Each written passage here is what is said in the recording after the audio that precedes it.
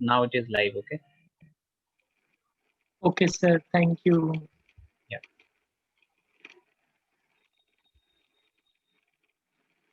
So, dear participants, let's start. It is already 5 exactly now.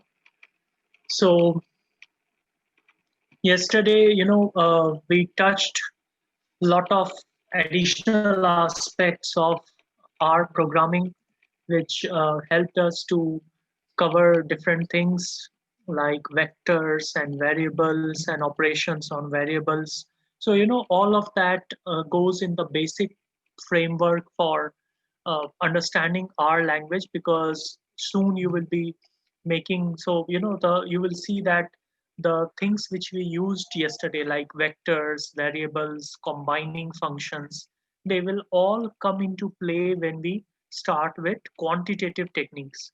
So I would like to cover almost all quantitative techniques that we have provided in the schedule and brochure today itself. Otherwise, if a little bit of something is left, then we can additionally discuss it tomorrow morning also. So I think you're already aware. Now we will be having today's session at now, which is now, and tomorrow at 10 a.m. So, okay. So now we will start directly with uh, analysis. So first, we will talk about how to import data. So yesterday and day before also, and but primarily yesterday, we worked on lot of data that we generated ourselves in R. So we use different operators to generate series and variables, and then we performed combining and mathematical operations. But that gives us framework for that, framework for further analysis. But finally, ultimately, as we have to do is to analyze some variables, some data sets that are there already. So you all are familiar with data sets in your respective disciplines. So you can have primary data which you have collected through questionnaire.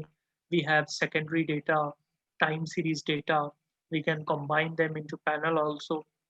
So we are aware, we already see data sets in our respective disciplines. So now how to first get it into R and then run it for various tests and tools that we have initially promised to cover in this FTP. So importing foreign data sets. Why is it foreign? Because something which has not created in our environment. Yesterday I told about different extensions related to R. So one of that was .R data. So we have .R for coding. We have .R data for this, for data sets that are there in R. So we have different, for different things in R. We have all the codings, but all of them start with .R, capital R. Now, if any data set does not belong to R, and for, this applies for all softwares, if any data set has not been created or saved or is stored in that software, it is considered foreign. Now, I told you earlier also that R is very powerful, very widely used at a much, much larger scale. So R is also heavily used with the help of certain packages. You will have to, consult some expert and see some papers in qualitative research people who are can do or guide you for qualitative data analysis. But R can be used for analysis of qualitative data that is present in form of text. So whether the data is in form of text, that also can be imported. Otherwise, we have extensions of these popular softwares, other softwares. So primarily, we can have our data set in Excel. Excel has increased in prominence recently because we are no more going out, so we are conducting all online surveys. And even when we download data sets from databases, I will guide you regarding a research project tomorrow, and then in that tomorrow's session I will, for that research project, I will also briefly discuss what are the data sets, data sources that you can take into, get into especially regarding the secondary data.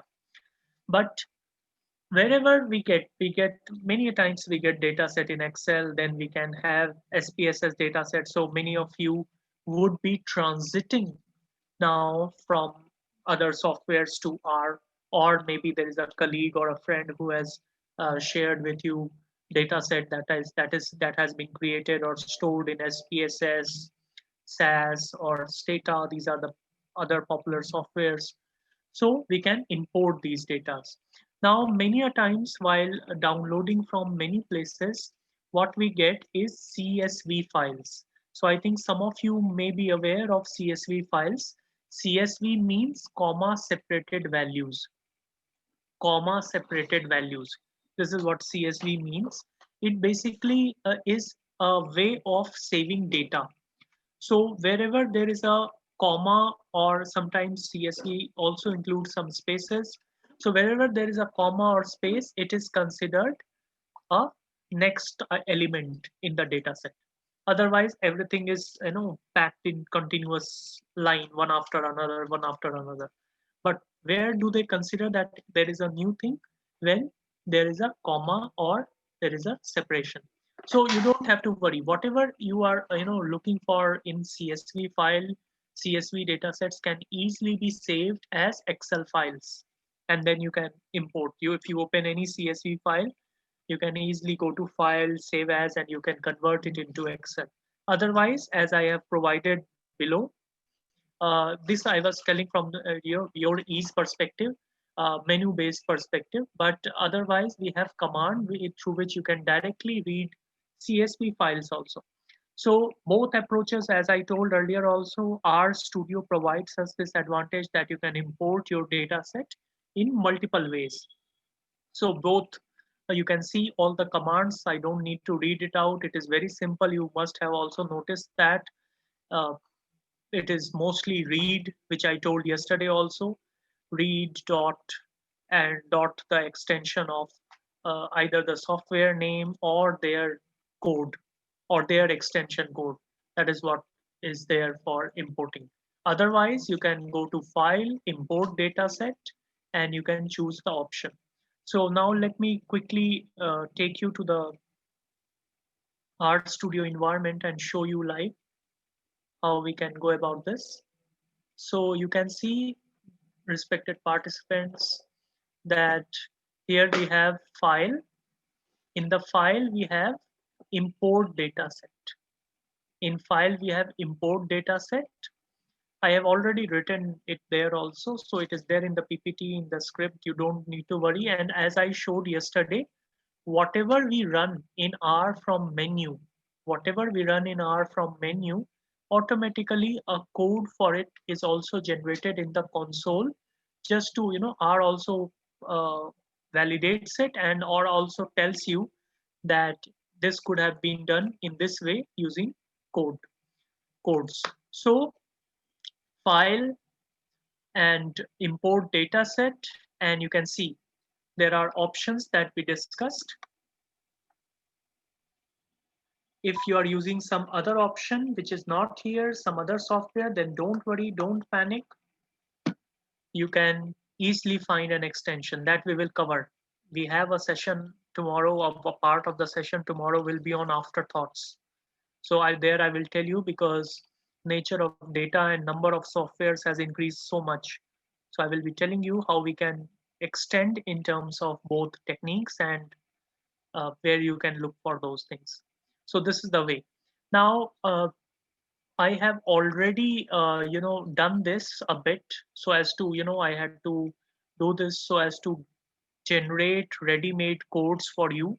So I have generated the ready-made codes for you so that you don't bother and you don't worry, especially in the initial stages, because as you will get adapt with R, then you will be comfortable, you will not face problem. But initially I did not want to trouble you, so I have generated all this script and code.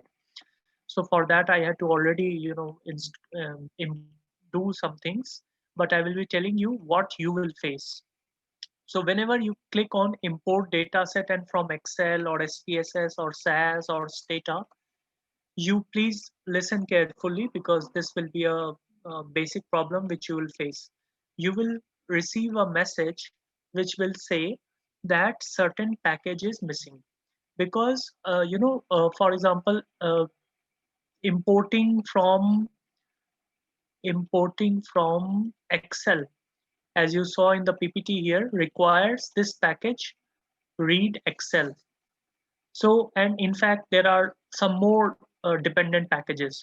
For example, read Excel will do some bit, and there are 3, 4 more packages associated with it, which will complete the process.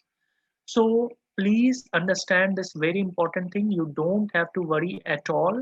The moment you select the desired type of data set, the moment you select desired type of data set, automatically the prompt will come up that you have not installed this and that package, and it will also tell you that let's do it now. So just click on install button or allow it to use whatever way the message props up. Just give it your consent, and then you will be good to go. So all the required packages, I showed installation of packages yesterday, and I showed to you that how for any package there are several things that are required, several dependent packages. So let me illustrate to you. So for to illustrate to you, I will do one thing. You can see my window. I will go to my packages, and now I will first remove read Excel. Let me show you one thing. So this read Excel package you can see here. It is okay. Let me zoom also.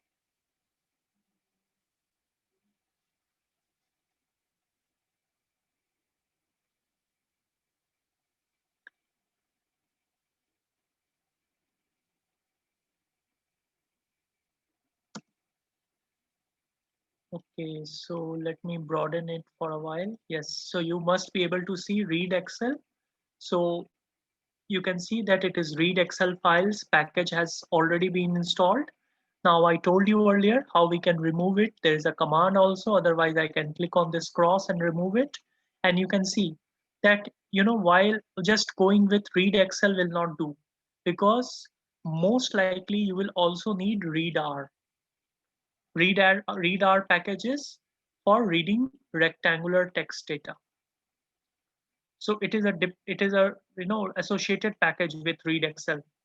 So you will not know which all packages are required to import, but don't worry, software R Studio knows everything that is required to get you working on the data.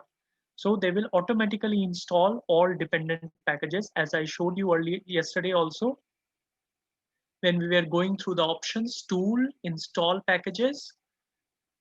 Automatically install dependencies is selected.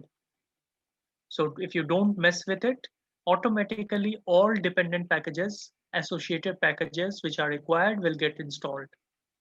So let me remove it. So read Excel. So I showed you yesterday also, I'm removing it. It has been removed. This is the command. Now, if I go to File, Import Dataset from Excel, then you will get this prompt. This is what I wanted to show you. Please see, this is the prompt you will get. That this requires an updated or available version of read Excel package. And it has already detected that it is not available. So you will get this kind of a prompt. Do you want to install this? You have to simply click yes. And you can see it will take few seconds. This is all one-time effort. And you can see I am already good to go because the package has been installed.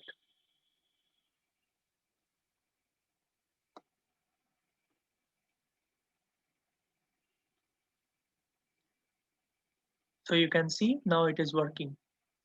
So code, what is the code for doing this? What I did from the menu, library, read Excel, and then we had to invoke this, and then we were good to go. But it is menu based, it is fine, no problem. So this is how now I can easily browse I can browse and I can go to the folder and I can select the desired dataset. Now, before we directly begin to apply tests and techniques, let me show you, because you are almost all of you are from management commerce disciplines and other social sciences, people can easily get it. So let me show you the data sets that we are going to use for the session so that you are familiar with what we are going to, and you can also, because I would also like to invite your suggestions for the same. So if I can take you to the folder.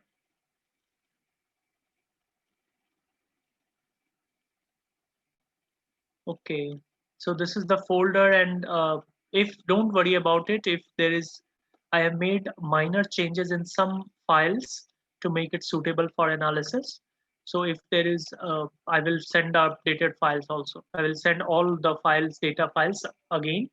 Most of the data set is same. I have done some changes only for display in one or two files. So let's start with what data sets we have. So we have some of the data sets I have in SPSS format. Some of the data sets are in Excel format. So let me show one SPSS data first. So it is related to marketing and operations. I have named it also like that. So let's see what it contains, because then you will also be able to give suggestions and you will be better able to see the applications. So let my spaces get opened, and then I will show you the interface.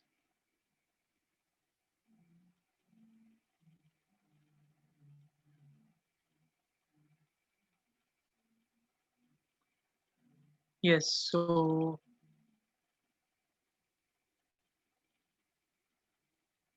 I think this SPSS window is visible.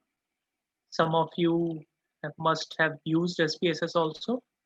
So let me show you the variables. So you can see the complete list. The variables have been coded like this, simple in simple terms, x1, x2, x3, up to x23. And you can see their descriptions. Some of them are categorical. So one is customer type, then industry type also, magazine or newspaper industry, firm size, small, firm, zero, large, then region to which that belongs. It is an American data, so in US or North America and outside North America. Now, what I want to show you where and through which you will be able to appreciate the uses. So, now we are beginning to see the uses of these things for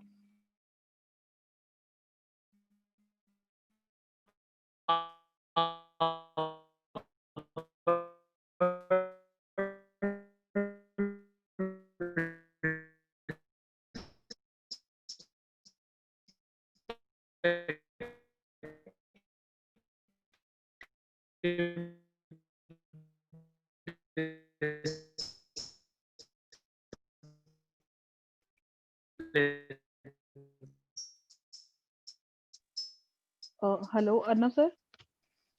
Sorry for so how interrupting, but you sir, your can voice is see the breaking. uses is through you see regarding the yes. So I have no, there was a call, so I have muted myself. I have now taken up again. So you can see that what options can participants write in the chat. I am sure there are several management faculty members who also teach papers in uh, operations and supply chain and logistics. In our college, we also offer one supply chain and logistics paper. So you can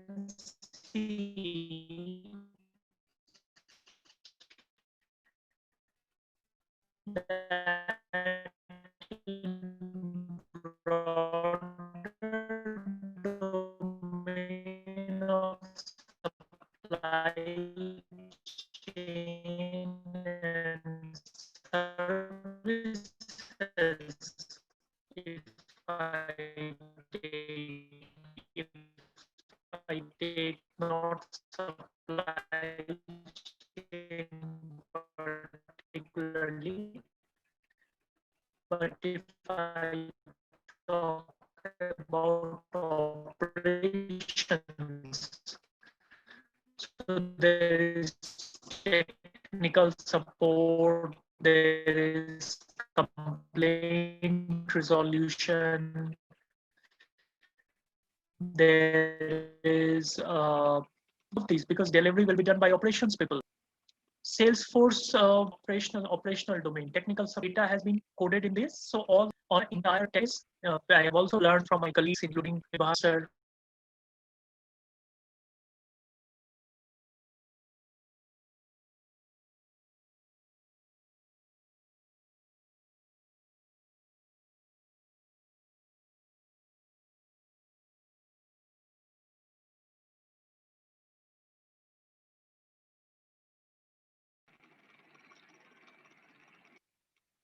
okay, sorry, I think I got disconnected for a few seconds.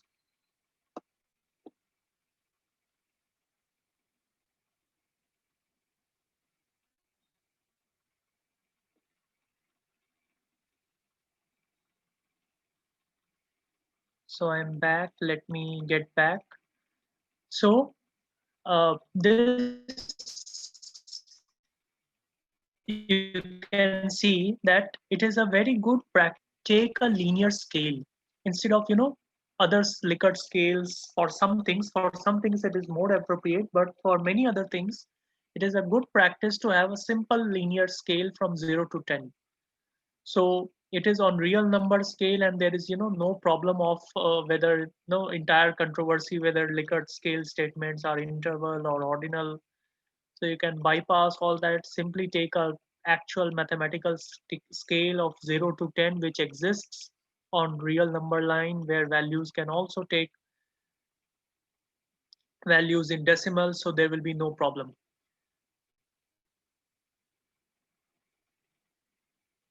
So yes, thank you participants for confirming that it is fine now. Thank you very much. Now we also see that why I have labeled it as marketing and operations data, because you can also see there are certain questions and certain uh, ratings that are also for marketing aspects. So product line, sales force image. So we know all this competitive pricing. We all study and teach these things in marketing. Then satisfaction is being measured. Price flexibility is too much advertising. Then product quality, distribution system. Again, distribution system can also be through overlapping area between marketing and operations.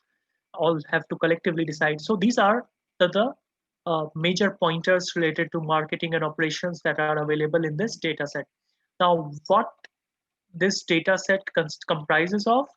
This data set comprises of industry clients. So you all know about retail customers and corporate customers. And you are also aware of B2C marketing and B2B marketing. So this is actually a data from an industry, actual US industry, and the data is of firms. So the customers of this company are other firms. So this is a B2B business state, business to business marketing data. So this data is all of other firms which are customers of this firm. So you can see that instead of gender, income, and personal characteristics, which we ask in case of individual customers, we are asking whether the client business belongs to magazine industry or newsprint industry, whether the client firm or customer firm is small or large, whether the client firm or customer firm is located or maybe operating, we will have to check, and how we reach them. So we have reached them through broker or we have reached them directly. So this is how we get. Now, in the end, there are 3, 4 very important things which we will be using across techniques. So you can see satisfaction. Satisfaction has been again, now satisfaction has been measured on a bigger scale from 0 to 100. And like the other two very important things is likely to recommend, 0 to 10, 0 not at all, 10 definitely. Then again, likely to purchase, 0 not at all, 10 definitely.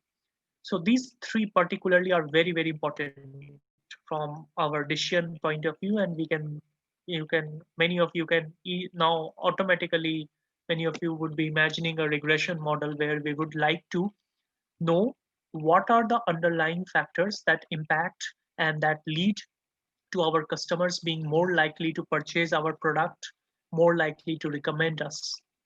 So these satisfaction scores on various parameters of marketing and operations has been collected from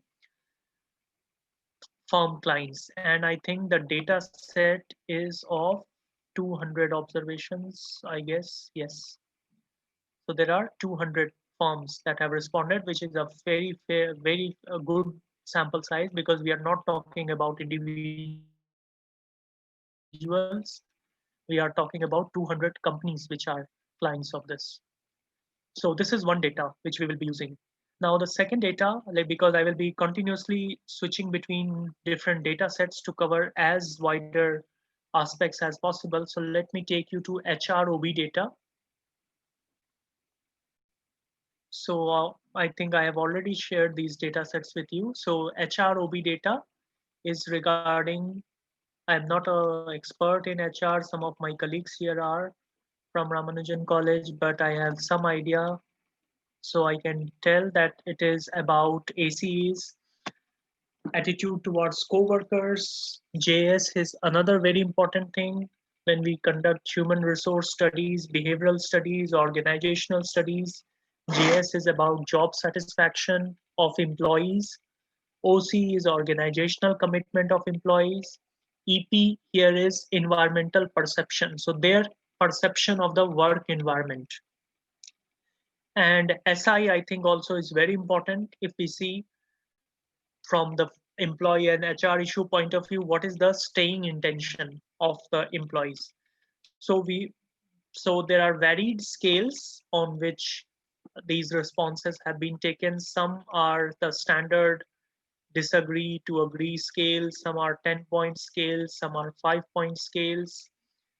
You can see the earlier one was 10-point scale, this one is 5-point scale. So, and there are also few categorical questions regarding the employees. So their gender, you can see. And then another question is employee type. So part-time or full-time. Then another question is employee location. So whether they are located in USA or outside USA.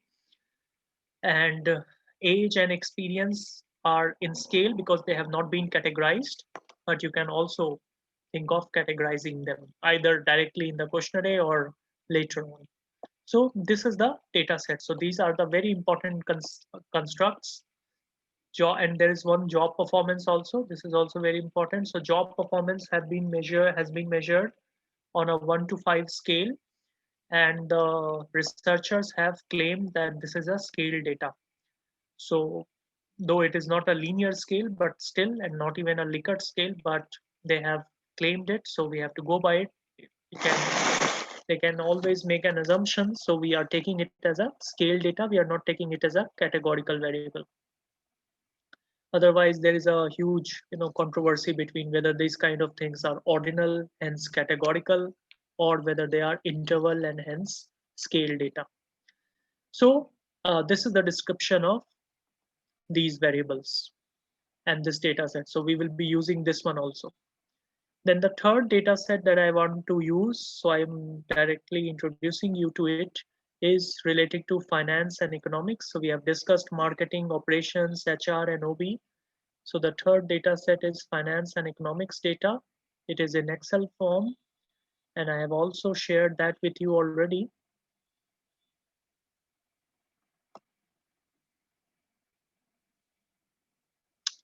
Okay, so if somebody is doing it and they are so one of you has written that you are getting a query that you have to install various packages. So don't worry if I told you, depending upon the version you are using, there are different things. So sometimes what happens is that our studio directly opens up a pop-up window like it did for me. At other times it will tell you that these packages are not available. So the way I illustrated to you yesterday, please go and install the packages. Maybe not now in the session, but after the session, if there are multiple packages, you can do it. Now, what is this finance and economics data? Something which is very close to me because I have worked on this. So it was in fact my PhD topic also, but this is a different data set. This is a multi-country data set. So this data set is basically comprising of macroeconomic variables and stock market returns. So all those who are aware, because we cannot cover everything here. So I think many of you are aware, those who work on financial and economic data, time series data, must be aware that we need series. All of these series are stationary and in form of returns. Stationary series and in return form. And you can see that what are these variables. So I have taken BRICS data, Brazil, Russia, India, China, and South Africa data, major emerging markets. And the variables that we have taken are first macroeconomic variables. So macroeconomic variables are country-wise exchange rate. So you can see BER is Brazil's exchange rate, BGDP is Brazil's GDP, BINF is Brazil's inflation, BIR is Brazil's interest rate, BMS is Brazil's money supply, and B index is Brazil's stock index. So we have taken prominent stock index from every country. For India, we have, for example, taken Sensex. US, we have taken S&P 500 in another data set. So prominent stock indices of these countries, these 5 countries here. And one data set we have taken is of international oil prices, because that is also a important macroeconomic variable. So you can see some of the data is missing also because the data set starts from 1995 quarter 2, and this is a quarterly data. So some of the data set is missing also. So this is one data set that I will be working. I will be showing some examples, particularly in correlation and multiple regression for using, we can take up India's data, India's stock index, and other macroeconomic variables related to India. So this is another data set that we will work upon. Okay, so I think I have covered, let me check. I think I have covered all the data sets that we are going to use. I have briefly explained them.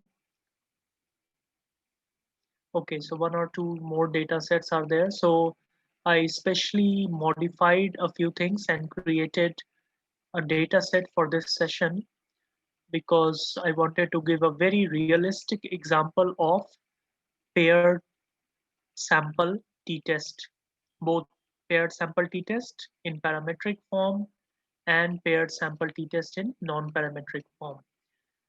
So for that, let me open the data set. I think the Excel file is opening. Yes, it has opened. So you can see now. So we all are aware of the another global crisis, global slowdown that is going on already. Some say since January, more consensus opinion is since March. India was witnessing slowdown since last year already. So, but some other economies like USA were doing quite well until they were suddenly hit by Corona. So we are into a recession. It has been already, we will soon have the second quarter data also of this financial year for most economies. And then it will be clear. Otherwise, it is well known that across the world, there hardly will be any country which will be in green. Recession is defined as 2 continuous quarters of negative GDP growth. So most of the countries in the world are already in recession, and there are differing estimates. You can see you're in research, so those who are in research in finance and economics would be aware that daily updates are coming from IMF, RBI, World Bank, and different sources that the negative growth will continue till 2020 end, and some say till 2021 March it will take, and maybe next year till revival. So there are different projections and they keep on revising it. A big X factor for the current situation is how how and what corona how and in what way corona plays out in the coming winters, because it was essentially a winter virus, and there are speculations regarding second outbreak, so before the vaccine comes up. So these are all things you understand about the broader macroeconomic and financial situation.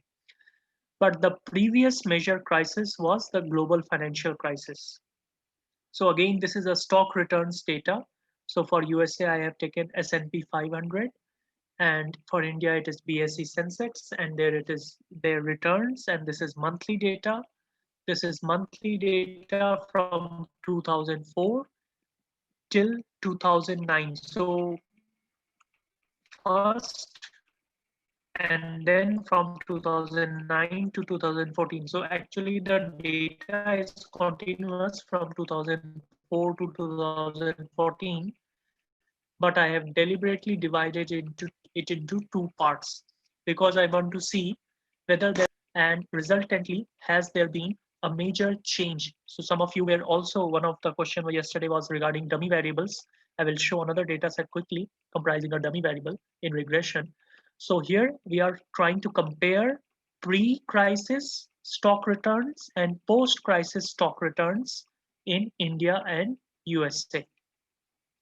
Now, why I have taken August 2008 as the point for before crisis period, and why I have taken the other period from September, the post-crisis period from September, because I went through this. I published some papers also on this, and I went through several researches, including good ones, and including in Journal of Financial Economics, in which Nobel laureates have published. So I have seen that there is a good consensus that August 2009 can be taken as a major inflection point for global financial crisis, as far as particularly financial markets are concerned, because that is the time when news of bankruptcy of Lehman Brothers and others started propping up, and it was clearly evident that there is a crisis on hand.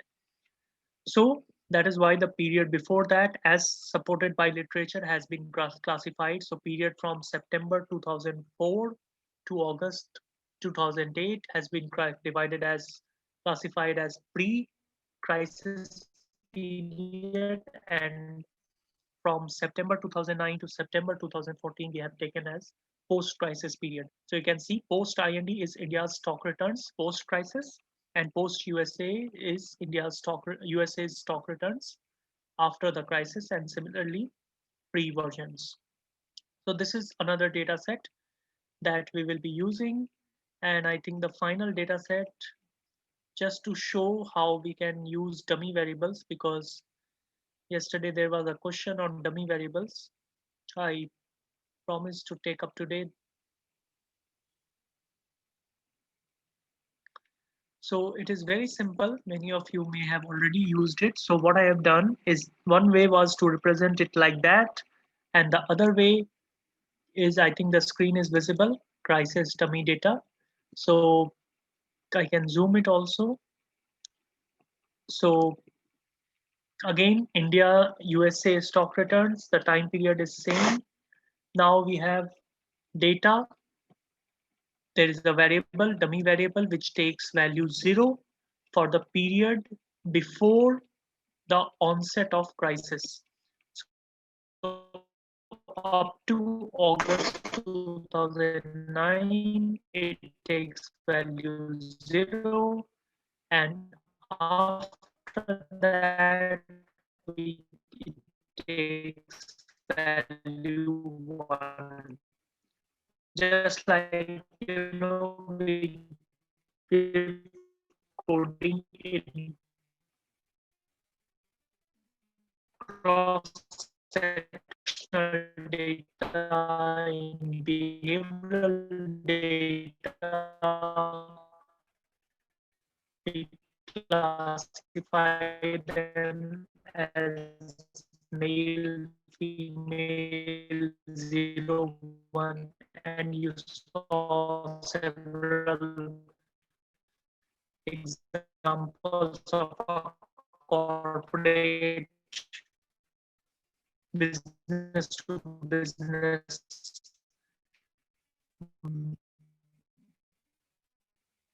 dealing data in which forms where the customers and they were classified. So this is how we have created this dummy variable, and you can easily use it in regression, as I will show. You can incorporate it as any other variable. So now let me start with the analysis for today post financial analysis. So I will be, you can see statistical tools and I think my am I audible? I think there was again a minor disturbance in my connection.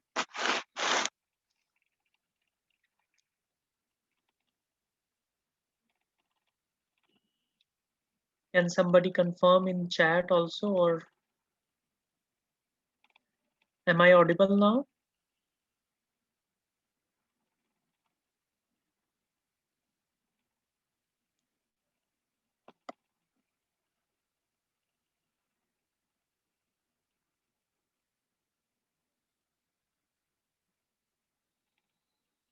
Hello. Can somebody unmute and confirm?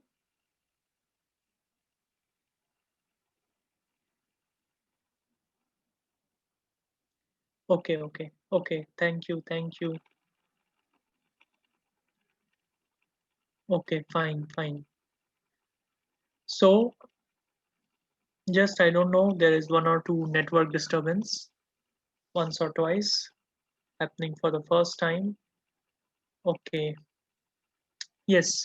So let me very carefully see, dear participants, it is very simple, but you have to understand things.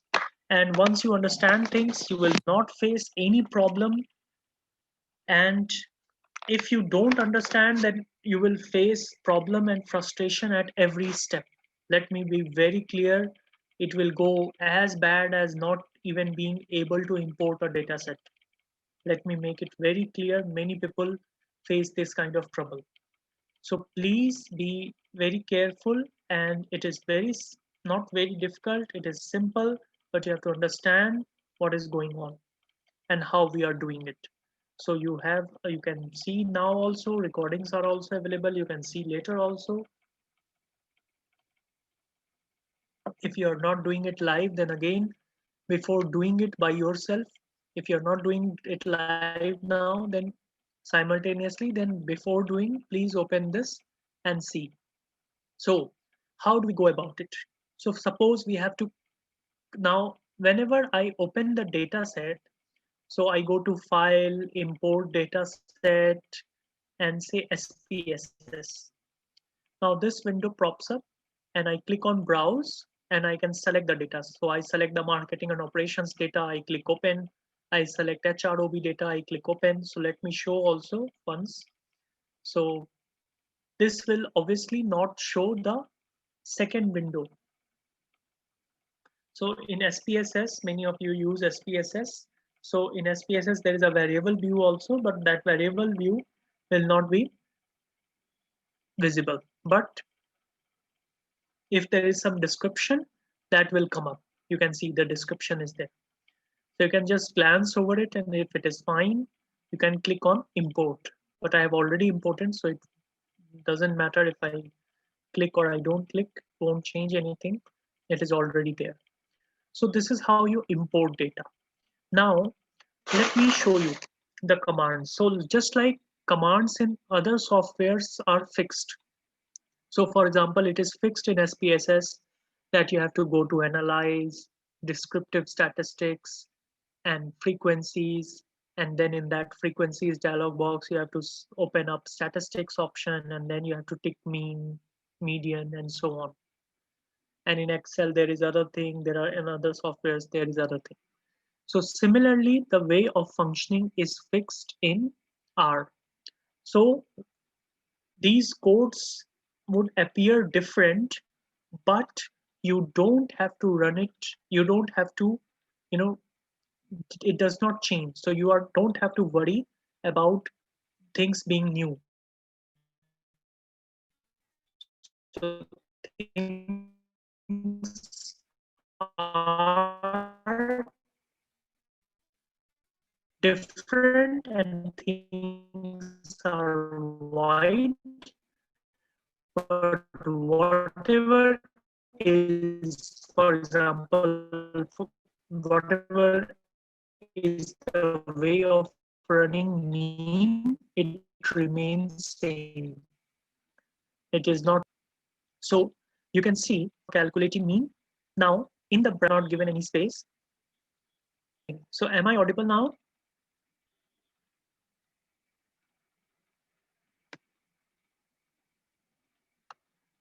Okay. So don't bother if you know it. I think it is a minor disturbance only. Okay. Okay. Thank you. Thank you. We will continue to learn. Don't worry. Okay. So mean is the same. We have in, you can see with median also, I told yesterday that it is a good practice that you give space in operators. Mean, as I told yesterday also, we calculated mean also. Mean is a function. You can opt to give space, or you can either also, you can not also opt. That is fine. So this is not a problem. You can see that is why I have given shown both ways. Median, after median I have not given space, after mean I have given a single space, but both the things are fine. Now in the brackets you have to first enter the data, and then a dollar sign, and then the variable name. So this is very simple, and it becomes very simple in R, because for example for repeated operations I have to only copy paste. So, if you have to run for variables, if you have to run different things for different variables or for different statistics, you have to again go to analyze, descriptive, and there and there and there. In R, it will take you less than that time, I can guarantee you.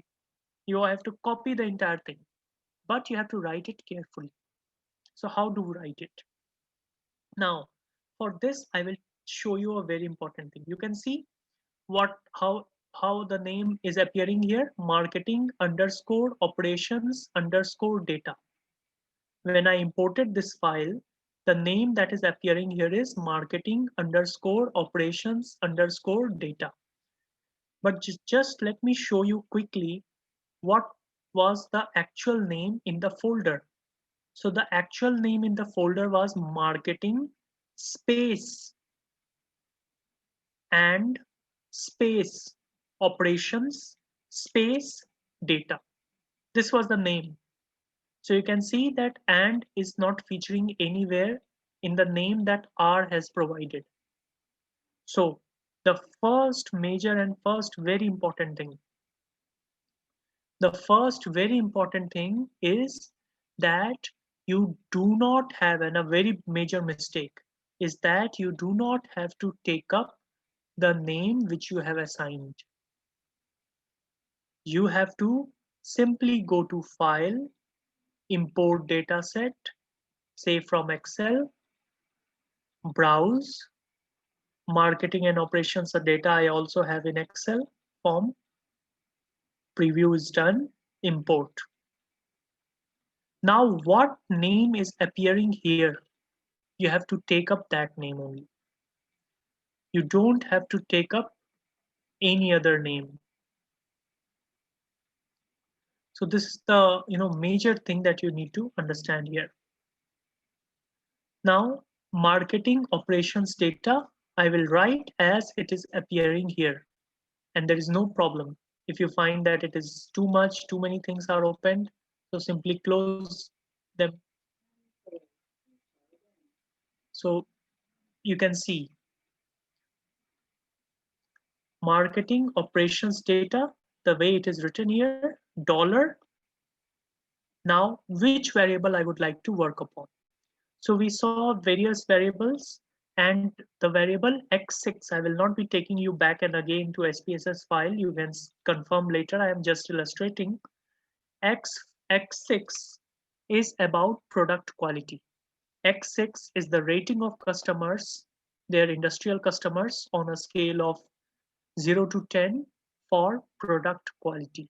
And you can see the values for different clients, different customers. You can see if you keep on scrolling, the data set will be visible, and you can see right up to 200 observations. That is the entire data. So suppose I want to know, now please see, these descriptive statistics we already understand, but why is it useful?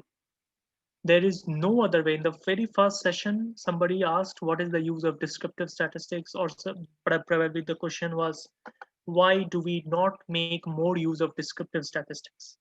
The reason for not making use of descriptive statistics prominently is the problem that descriptive statistics describes the sample data. Please understand the limitation of descriptive statistics. Whatever descriptive statistics is telling you is only of the sample data that you have collected. But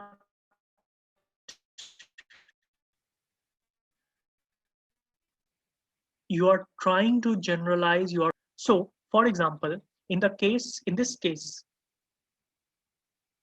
so for example, am I audible now? Am I audible?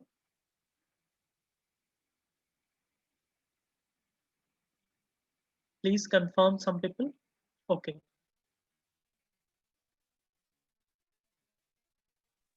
Yes, sir, you are audible. Sure.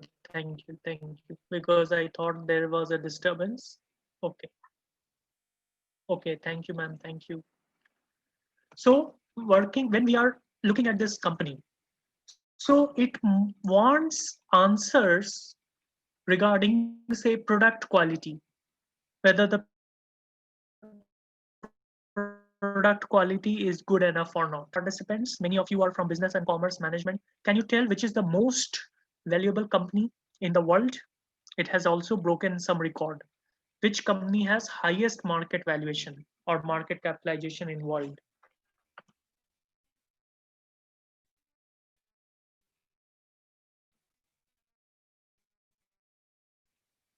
Can anybody guess? Please guess and write in the chat. Let me see if I can get some correct answers. Yes, okay. Alibaba, Apple, Google, G. Definitely not Reliance. Don't be so ambitious yet. Microsoft, Google, Armaco, Goldman Sachs. Goldman Sachs is not is into investments, but is not so valuable as a company itself. Okay, and more options are coming in. Again, some repeat options: Microsoft, Amazon, Walmart. Okay, quite close options. Actually, Google is no more a company. Google has been renamed as Alphabet Inc. So it is no more Google, it is Alphabet Inc. Anyways, so okay, I have seen some options. The correct answer is Apple. Correct answer is Apple. So Apple, all of you who are Apple users and who are also not Apple users, all of you unanimously would agree that Apple is known for, loved for its product quality. So I would be very, very concerned, and that has led to iPhone being costliest, yet the company has performed so handsomely and has become one of the most valued companies. I don't know, it was slightly old data, it may change recent. because stock market keeps going up and down, and there are several close contenders to Apple. But at one point, and I think positively now also, Apple is the most valued, most high company with highest valuations. So product quality is important. So X6 is product quality. Now, how do I get a feel of product quality? I can try to collect data from all my customers, but again, there is a limitation. You all understand why do we do go for sample data?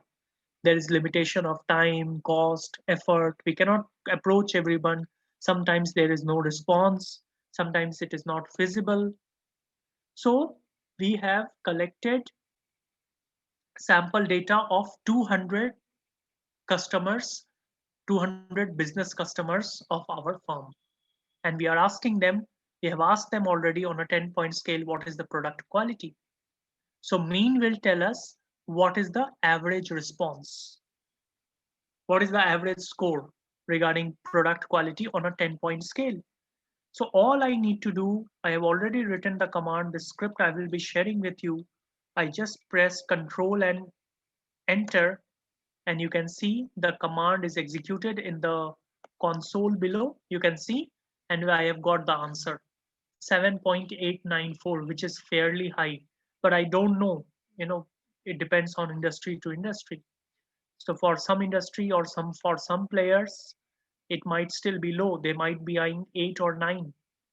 Accordingly, the managerial team can give input as to as whether this should be, this is sufficient or this needs further improvement. But management people are greedy, so they will always, until they get a 10 on 10, they will always uh, look to improve it further. But still, whether it is satisfactory or not, we can only see within the context of our industry and as per the focus and standard of the firm. So some firms are into low cost products, gaining more market share. Some are into high quality, high price products. We all understand these things in marketing. But this also gives a great feedback to the production team, to the engineers, to the background R&D team, which is working on designing products. Especially this is relevant in case of products which have direct interface with customers. Now, can somebody tell where some situations where we would prefer median over mean? Quickly, so we all understand median is the dividing value, positional average, which divides the series into equal parts.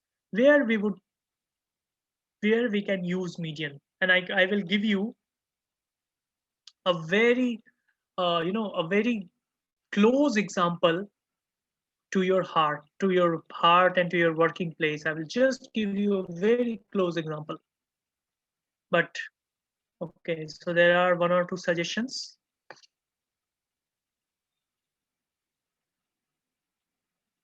Okay, now more are coming up.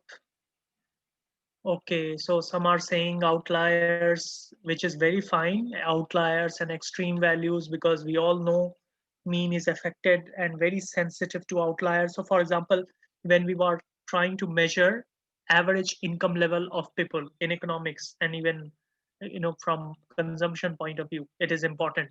We are trying to measure average per capita income in a place like Delhi, and we take survey of 1000 people, and we take 999 normal people, and then we, as a 1000th sample, we add Mr. Virat Kohli. Or in Mumbai, we are taking survey of average per capita income of Mumbaikars, and 999 people are fine. But then as the 1000th sample, I add up Asia's richest man, Mr. Mukesh Ambani. So there will be a huge fluctuation in the data. It will go up. Maybe his income will have more weight than all 999 other. Maybe 9999 also will not be able to match his single weightage. So because mean incorporates everything, it is also affected by outlier and extreme values. But one very close example, I am surprised some of you are not pointing that out. Do you know one very important criteria through which students choose business schools and management colleges and management and colleges and institutions for management courses, we all know, is placements. Now in placement, what should the students look for? Should they look for average package that a institution was able to provide, or they should look for a median package? What is your opinion? Please quickly on the chat. Students looking to join a business school should look for mean or median pay package that the previous batch students have taken.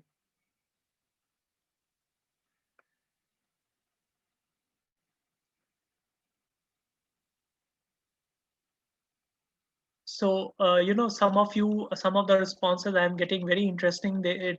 Some of the responses are they look for highest package and the highest value, but we all know that it can just be some cloud thing, because highest package, you may we as an institution on the other side will definitely try to market it upon, but it is very risky from a student point of view, because the highest package can be 1 crore and the next package can be 10 lakh. It happens in many BE schools. You are already there. I don't need to tell you. And some other, yes, so it is a notion. Yes.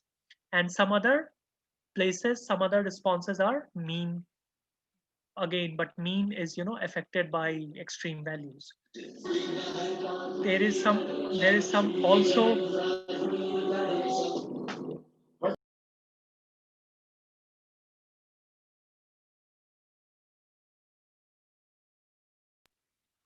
So there are also responses regarding minimum and maximum. So minimum and a maximum are also very vulnerable, because in a batch there may be a very poor student who has got a very low score, or there will be an exceptional student so who has got a very high score. So I'm giving you a practical perspective that we all know the formula of these descriptive statistics, but we have to start applying them in our real life and around us. So yes, as some of you have rightly pointed out, what is recommended is median. Median, because median tells you what a student who is exactly in the middle, the average student, the most average student, below which there are 50% worst performers, and above which there are 50% high performers. So what that student, a typical average student, has got, who is neither an exceptional performer nor a worst performer, always, always, always look for median package. That is why in economics and finance researches, we see median returns. Sometimes we do not take means of stock returns. We do not take mean of many economic and financial variables because they are subject to fluctuations, extreme fluctuations. We take the median value. So median has its own importance. So let's see what is the median score for this product quality. So I have already put in the data, put in the command. So I just need to run, and you can see median is slightly higher, 8.05.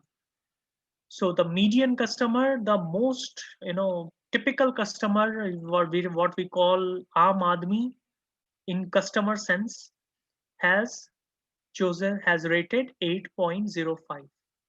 Half of the customers have rated less than 8.05 and other half have rated above it. Similarly, we can quickly see the minimum and maximum values. I will just run it.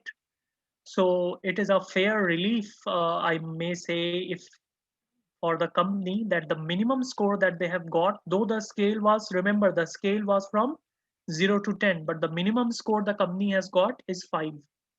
But it might also be poor. And in fact, if there is firm clients and corporate clients, because corporate clients would be limited in number, unlike retail customers.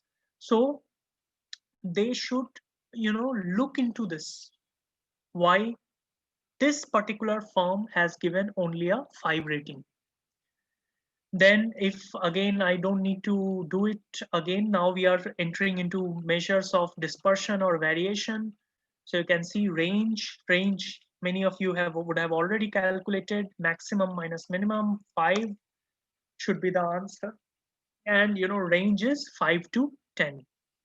Now very important measure of variation or dispersion is standard deviation. We all teach in the class standard deviation, variance is there in statistics books in 11th class.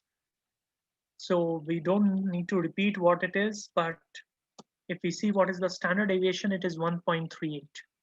Now, can anybody tell me what this 1.38 really means here? Please go ahead. I give you a few seconds. You can write briefly also. I'm not concerned about spellings and sentence formation. Just give your quickly, because time is less. So just quickly give your comment. What this 1.38 is indicating in the current scenario for this data set.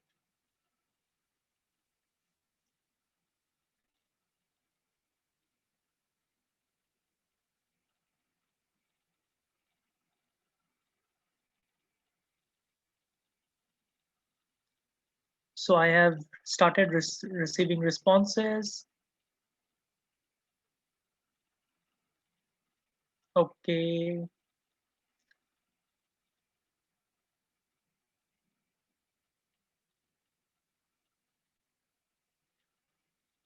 But I'm not getting satisfactory responses because amount of variation and deviation from normality, this is not correct. And the dispersion in 2 consecutive values, no. I have not yet obtained a satisfactory answer. One answer is close to satisfactory but not ideal. It is average deviation of data. And no, sir, it is not that the farthest response from mean is 1.383. No. And then whether it is low or no, not low, that we can decide only on basis of comparison. So we cannot directly say now that 1.38 is high for this data or low for this data. We will have to compare it. Then there is a statistical answer that 68% of data is less than and more than 1.38. No, this is also wrong. Okay, so I'm not satisfied at all by the responses that I have received, mostly incorrect, and I am surprised. I had also requested participants to revise these concepts because we cannot cover everything in limited time. But I am slightly not satisfied with what has been the response. You should have seen what standard deviation really means. Standard deviation means average deviation from mean. So on an average, what do you expect an observation? How far do you expect an response or an observation to be from its mean? This is what standard deviation is. So some of you are writing incomplete answers. The complete thing is average deviation from mean. And this is very, very important because if we use the principles of normal distribution, and all many of you are aware that whenever we also have read and teach central limit theorem. Central limit theorem says that if the sample size is large enough, we can assume normality for sampling distribution. And that criteria is often just 30 or 50. So please notice that if, say, the average value we already calculated, but let me take for simplicity that the average value is 8 and standard deviation mean is 8 and standard deviation is coming out to be, say, 2. For simplicity, let's assume. And if we invoke the principles of normal distribution here, we can arrive at a very, very important conclusion. 95.5%, if I'm not mistaken, of all responses will lie between mean plus minus 2 standard deviation. That means 95.5% would lie between 4,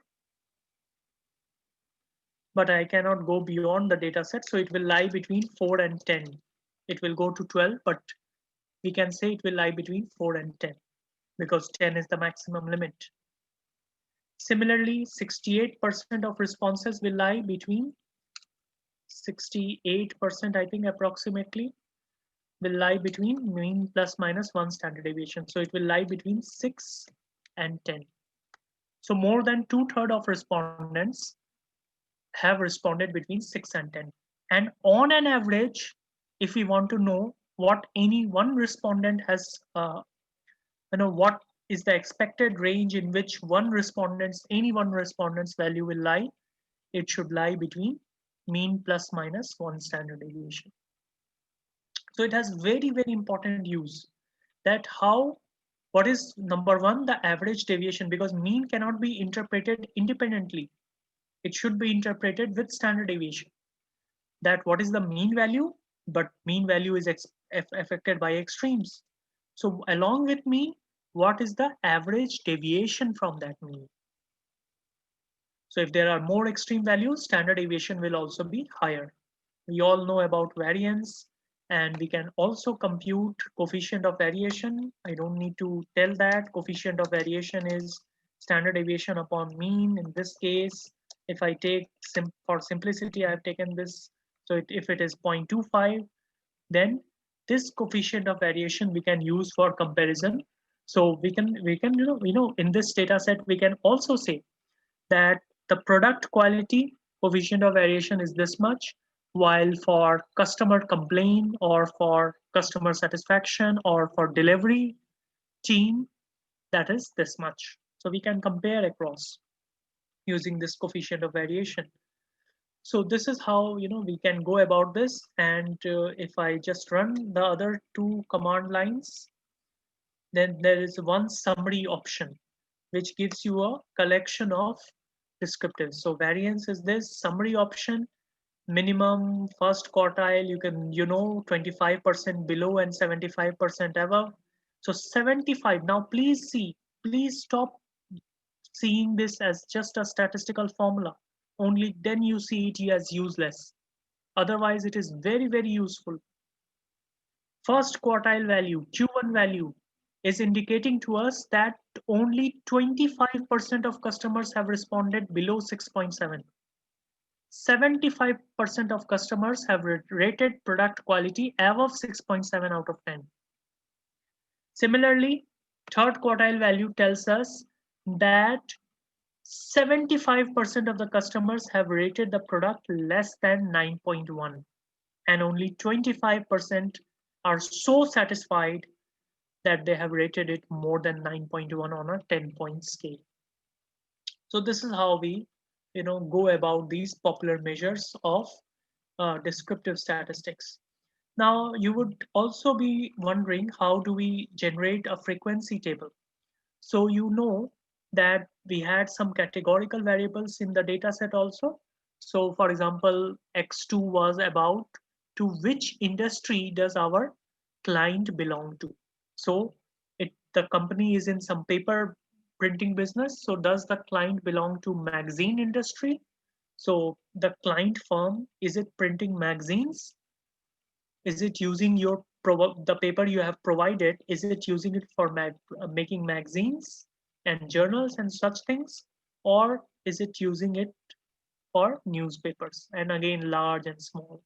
So you want a frequency table of this. So the command is very simple, table. To generate table, you simply have to run table.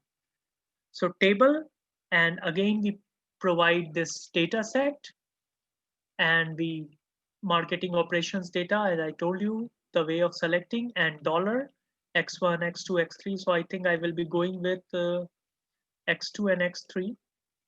So okay, so let me run the command lines for x2 and x3. I have selected them, control plus enter, and you can see the results. So the clients, perhaps the study was designed in such a way deliberately, I don't know. But if it was not deliberate to collect equal sample from the two types of client industries, then we have found that almost equal number of respondents are from magazine industry and equal number are from newspaper industry out of 200.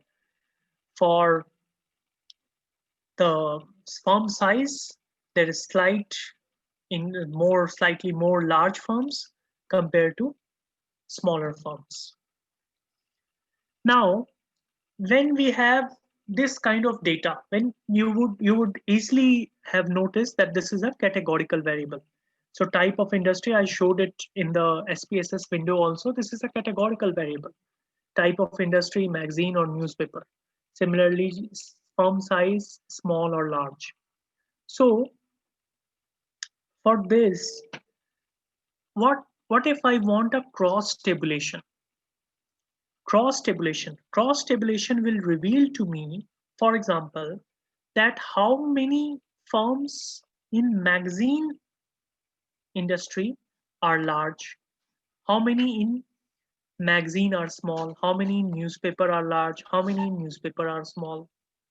So all of this can be revealed by using cross-tabulation function. So let me run cross-tabulation.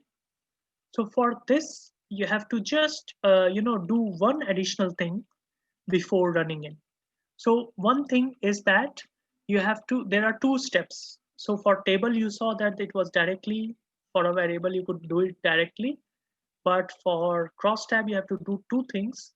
So one is that you can give any name. I have given my table. You can give table 1, table 2, anything.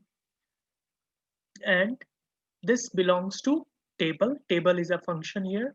You can easily see that it is also in different color. So R does not leave any scope for confusion. And then you can see the variables. Yeah, I've entered. Same way as we entered earlier, x1, x2, x3.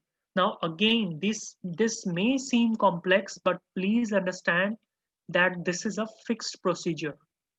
So whenever, if you run thousands of analysis on hundreds of data sets over several decades of your academic career, you will still be using this function for crosstab. So you can keep it in your script and you only have to change the data and the variable and you are good to go. So don't think that it is cumbersome.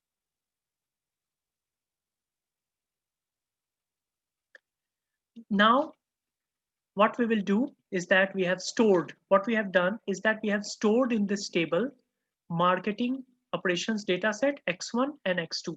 So let me change it because we want to see from x2 and x3. So let me change it. Let me make it x2 and let me make it x3. And then one command you have to give is my table, print table. So print table is a command. My table again is the one name through which you saved. But print table will show you the table. So you can see here, if I run these two lines, then you can see in the output, in the console below, we have got this cross tab. So 55 firms are large and belong to magazine industry, and 47 large firms belong to newspaper industry. But this deviation is starker if we talk about smaller firms. So while there are only 45 smaller firms who are in magazine industry, there are 53 smaller firms. So higher proportion of smaller firms are in newspaper industry. Now, let's see what insights are there and what more you can think of it. So one, this is since we are doing descriptives and we are printing tables, so this just gives you a factual information, but there is some way to see it. One thing that you need to keep in mind is that definitely, as we do in all our own researches, the firm has specified a way of classifying its client firms as large or small. It was, I think, based on employee size. So number of employees was the criteria. If I can check without changing screen. So yes, firm size was based on number of employees. So if the number of employees were up to 500, it was small, and 500 or more was large. So it can be based on revenues, it can be based on turnover. In several researches in finance, economics, particularly accounting also, we do classified firms as large cap, mid cap, small cap, and so on. So this criteria is internal to the researcher. But for example, if instead of, I don't have such data, so I have not shown it, but I give you a very good example.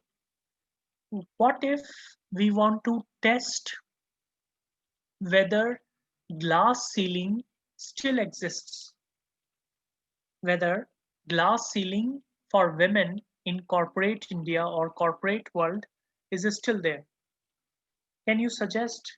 Please write quickly in chat what can be the way for testing glass ceiling, whether there is glass ceiling in corporate world. What can be the way?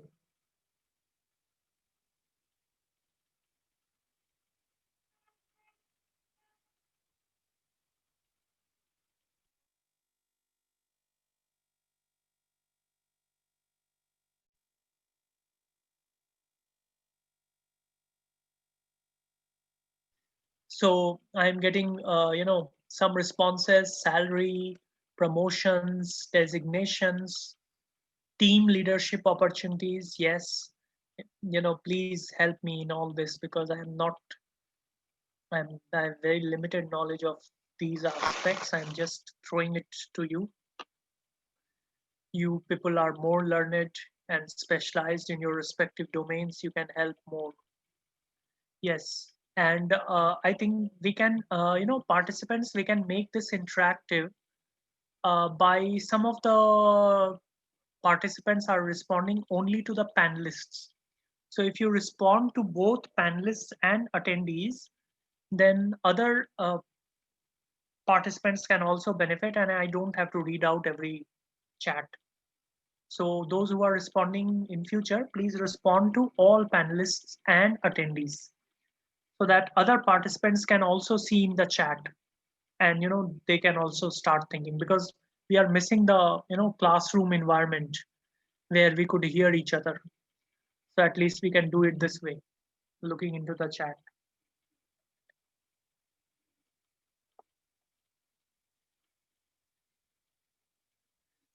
Yes, so thank you. So more, the new responses that are coming up are addressed to both panelists and attendees. Yes.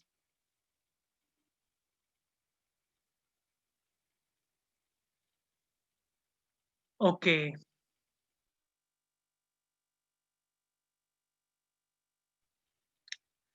So, I'm going through the chats and I've seen several responses. I hope it is visible to other panelists and attendees also. So we see several responses. Now, I would say one way to look at it, in my limited opinion, I'm not an expert on this topic. My limited opinion says that why not test it through two categorical variables. So one categorical variable will be gender, male, female. And the other categorical variable will be designation in management. So whether that person in the managerial role, is it at lower level management, mid level management, or top level management?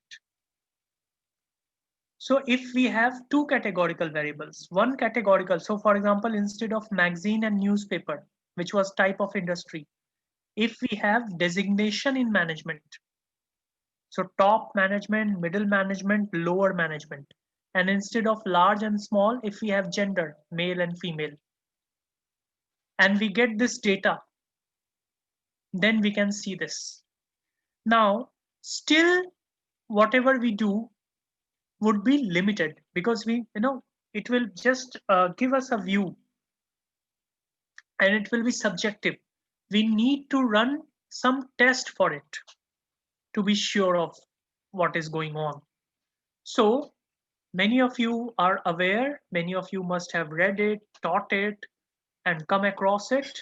We are talking about chi-square test of independence.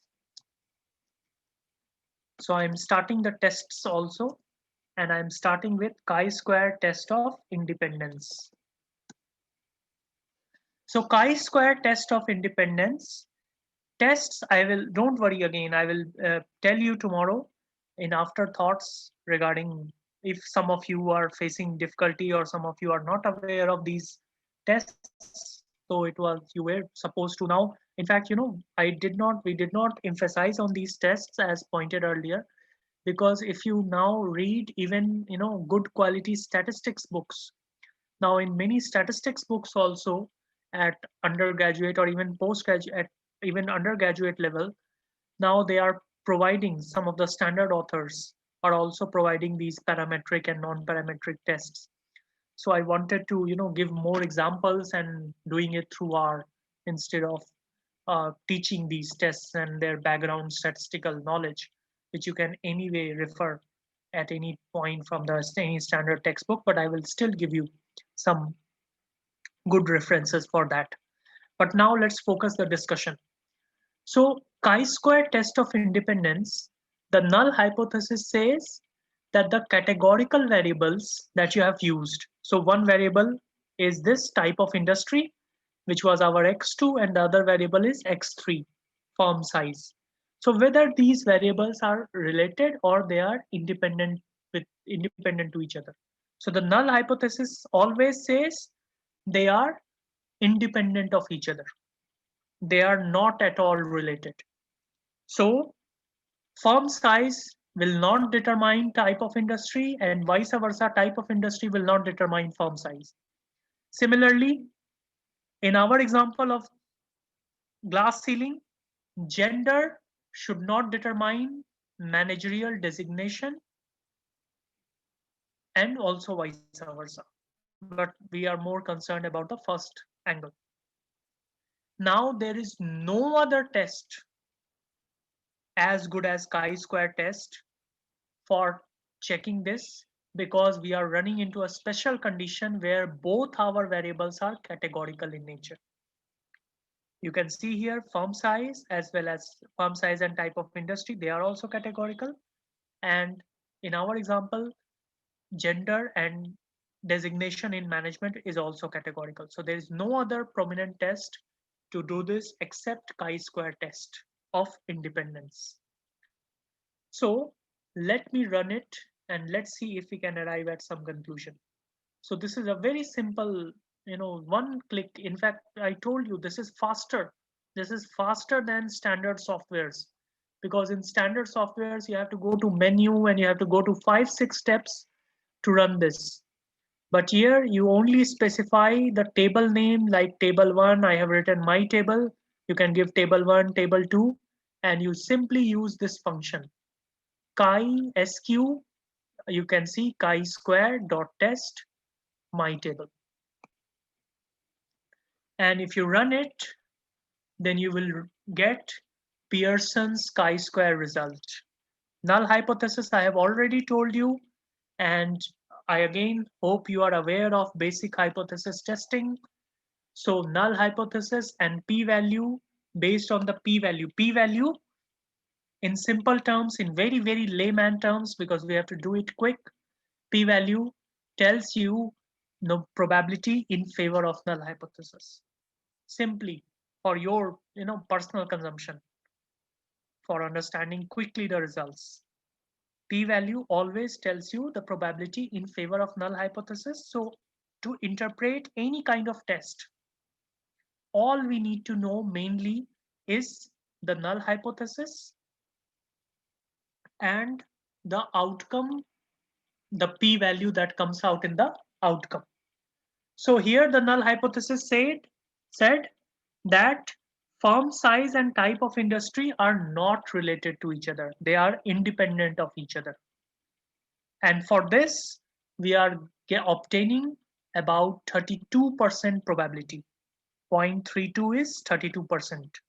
32 by 100 is 0.32.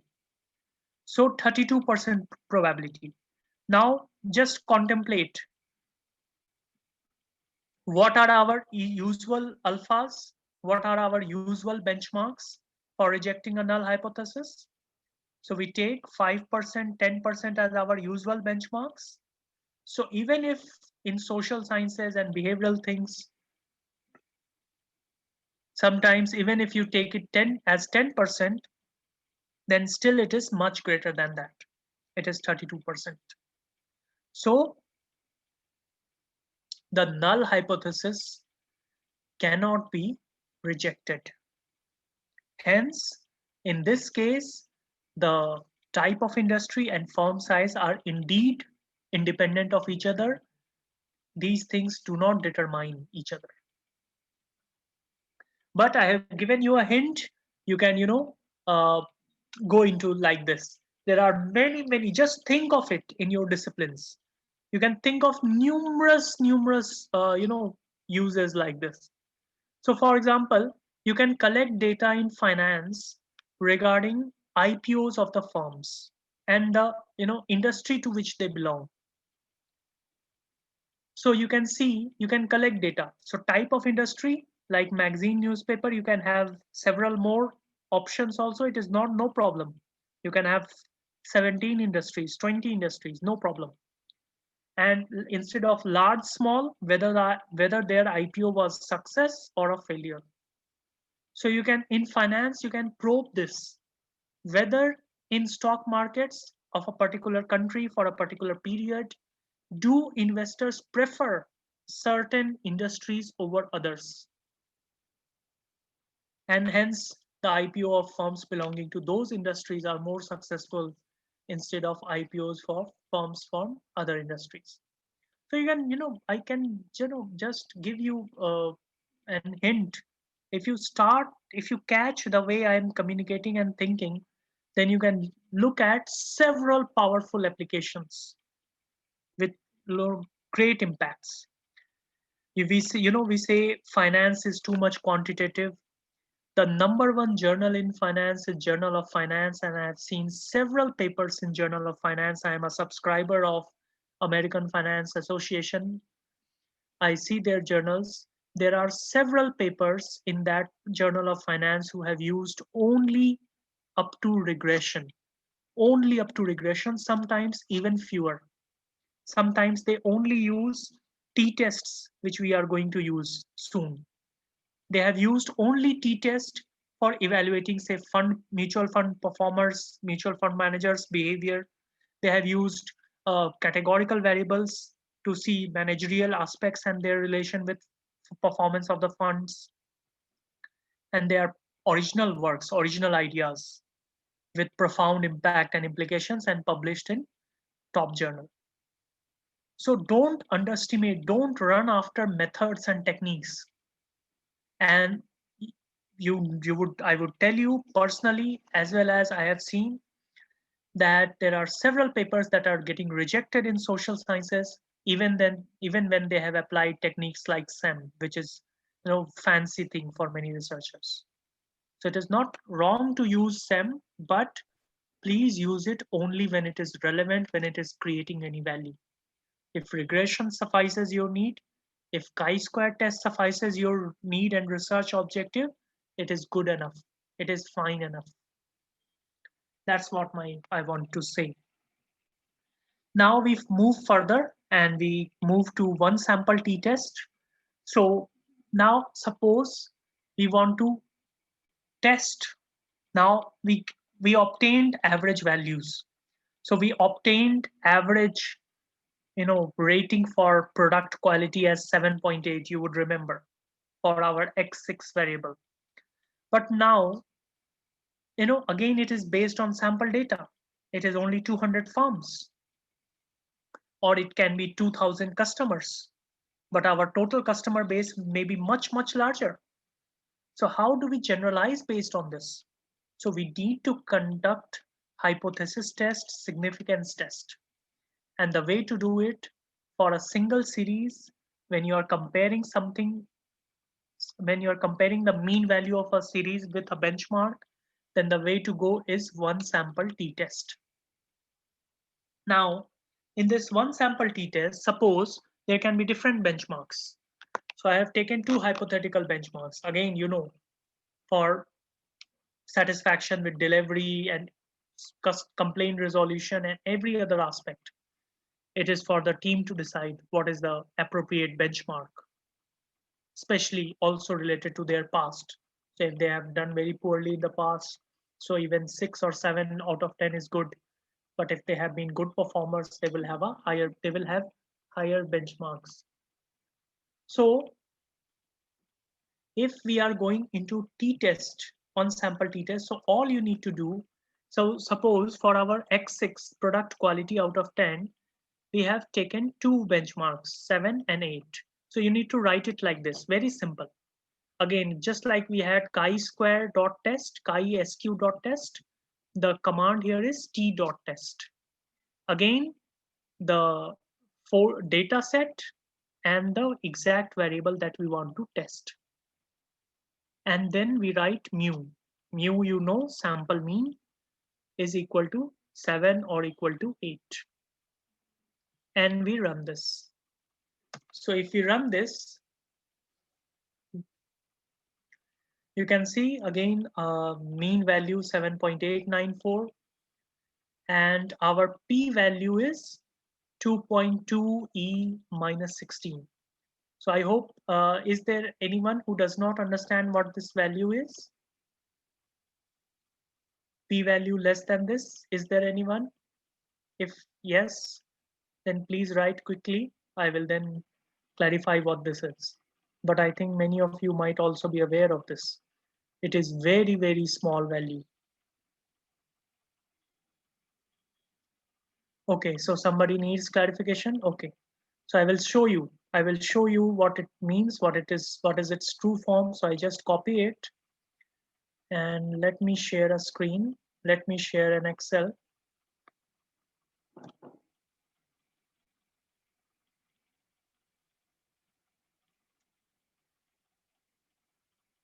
So I have copied that and I have pasted here. So you can see now in the Excel file, what is it? What it is? 2.20 e to the power e minus 16 is 16 decimal places farther from 0.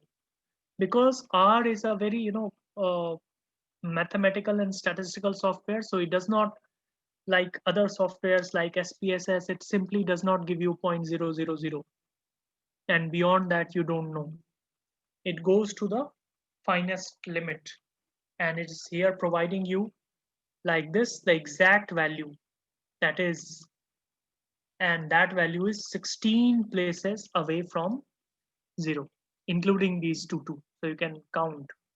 So this is what, this is so this would be very long to write, especially it will have around 17, 18 digits, including decimal and 0 before. So it is preferred to write, this is a way of writing it. This is a way of writing very, very small values.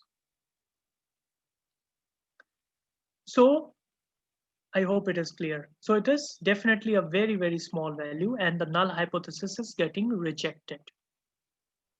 And you can see the t statistic value, the degrees of freedom. Again, I am not going into it, but it is 200 minus 1. Many of you would be remembering one sample t-test, we are using n minus 1 degrees of freedom. Alternate hypothesis is that it is not equal to 7 because we have provided mu equal to 7. You can see here also mu equal to 7. So this null hypothesis is getting rejected. Strongly rejected, you can say, because this probability value is very, very small. And So we can say that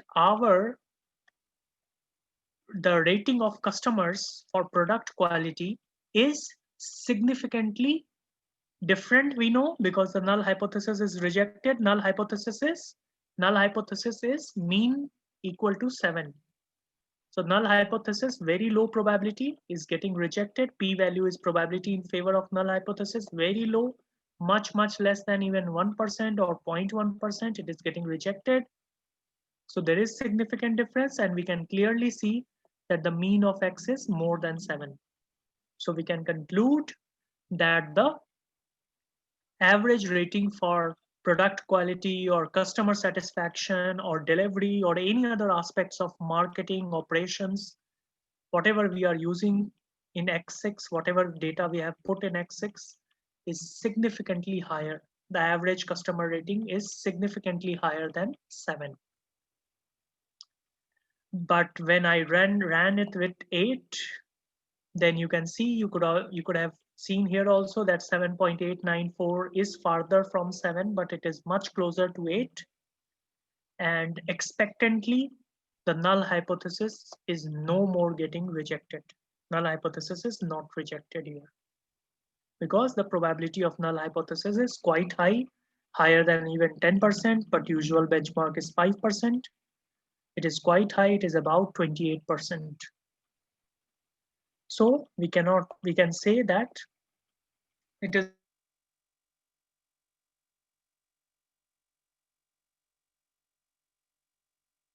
not significantly different from 8. So why we do this when we have the exact value? Why we say like this that it is not different or not equal to? Okay, so participants, don't worry. Even if for a few seconds my internet is unstable, I get a message now. So I stop talking in between. So the moment internet is stable, I get back. So don't worry about losing anything in audio conversation. I am looking into that aspect. So the point I was making is that when it is not, we say it like this because it is sample data only. In sample only, in a limited sample, you are getting this. But what about the actual population? It is much larger. So we have to be able to generalize it, we have to calculate its probability. And then we can say that it is very high or it is high, very less, and accordingly we reject or do not reject the null hypothesis. Okay, so if some of you are interested in, running one tail test, then all you need to do is to add additional thing here. Now, this is the power of R. Somebody yesterday also was asking why use R for research. Look here. This is the power of R. I have myself struggled having used other softwares, including SPSS for years. I have taught SPSS for years.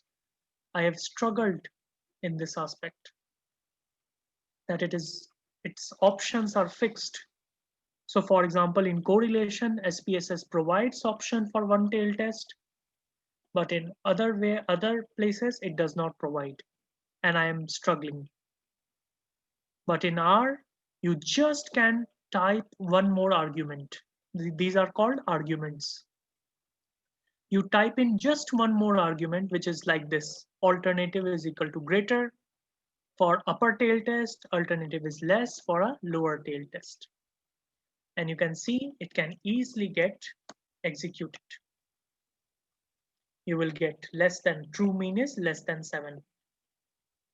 And the other is true mean is greater than 7. You will again get the results. I'm not going into that. Now, let me move ahead because we have to cover a lot of things. At least we should cover these tests today. So now paired sample t-test. Now, paired sample t-test, dear participants, dear teachers, is very, very important. Again, imagine the impact of paired sample t-test.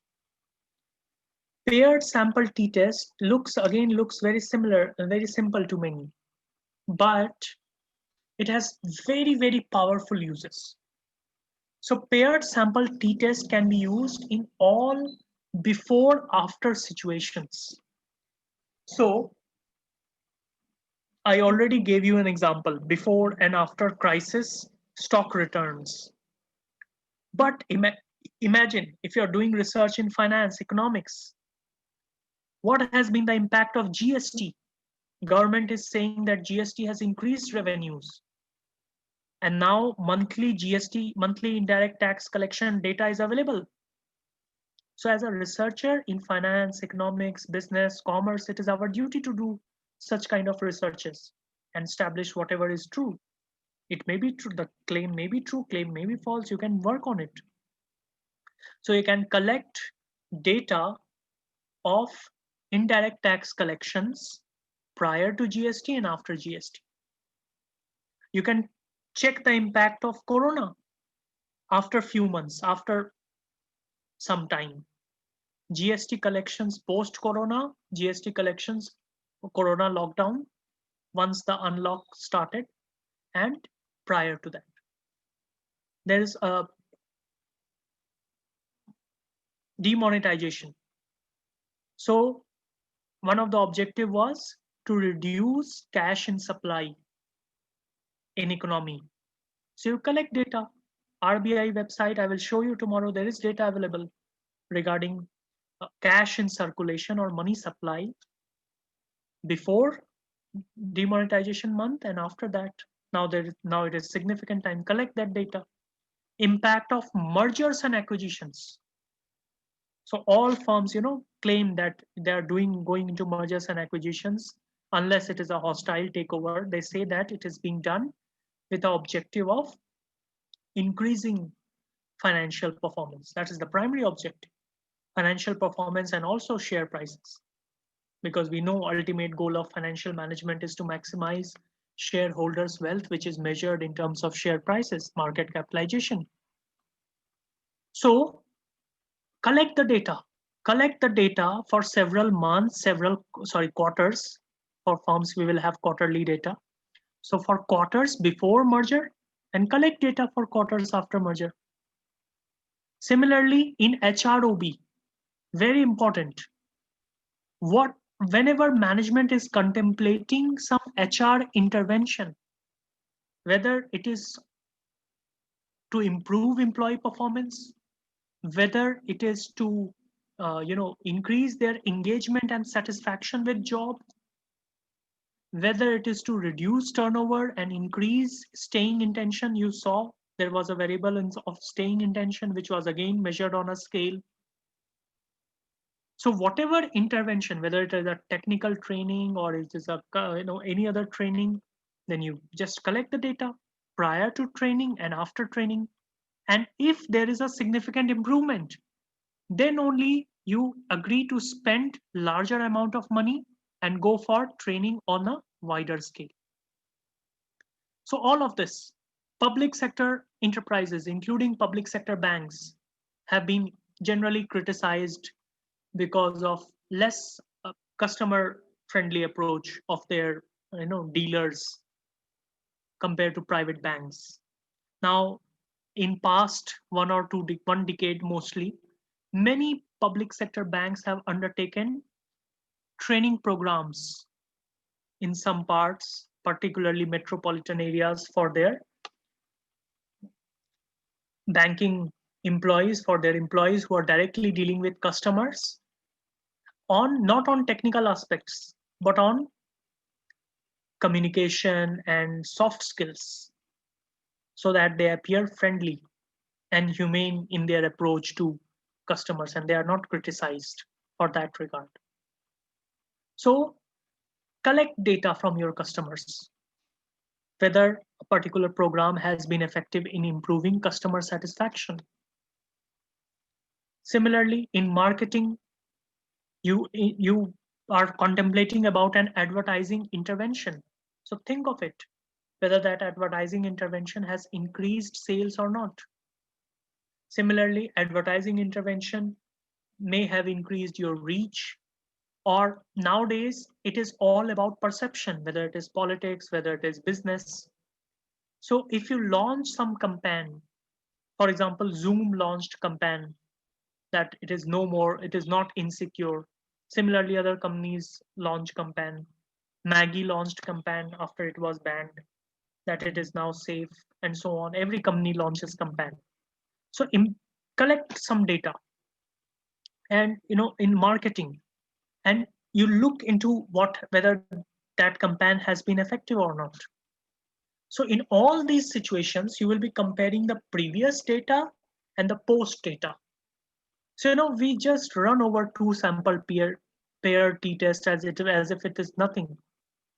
But hold on, look into it, and imagine the immense utility in both your academic research and practical applied business research. And that is why when I say that analytics is increasingly being done by all the companies, there is a reason for it. So to run this, it is very simple. We again go for t.test like we did earlier, t.test. Now what we have to do, you have to specify the data folder. So don't worry about this. This is the name. You can see here the name stock underscore returns underscore pre underscore post underscore crisis. So the same name I have used. Now I have taken India's stock returns prior to the crisis and India's stock return after the dollar sign. You can identify the variable.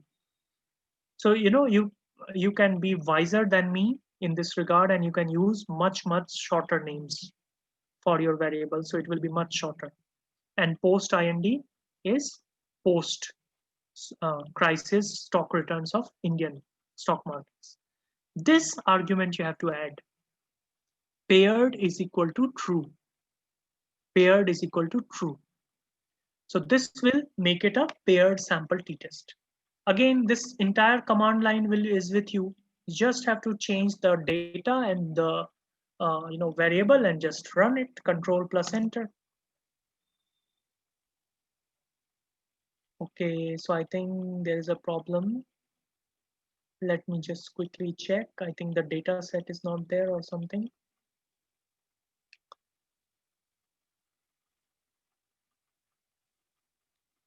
So let me bring the data set again. Yes, because I had changed the data set after putting this, you can see now. Yes, so no need to worry. I had changed the data set, so it was not reading the old data. I just closed it, and before your eyes, I opened it again, and it's fine. No problem.